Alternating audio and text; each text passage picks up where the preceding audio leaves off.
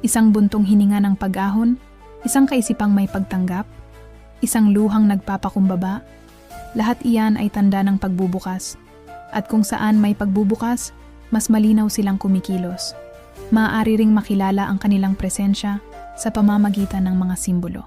Mga balahibo, numero, kanta, panaginip, hayop na lumilitaw sa mahahalagang sandali. Hindi dahil may kapangyarihan ang mga ito sa kanilang sarili, kundi dahil ginising nila ang alaala sa iyong kaluluwa. Hindi ka nila gustong hikayatin, gusto ka nilang gisingin.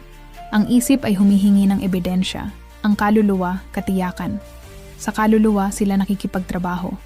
Kapag may simbolong umantig sa iyo ng walang dahilan, igalang ito.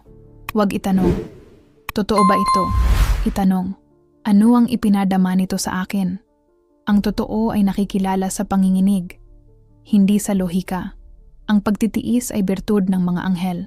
Minsan, matagal bago maunawaan Hindi ang dahil isang ayaw mensahe, nilang magsalita, kundi dahil hindi ka pa handang makaunawa.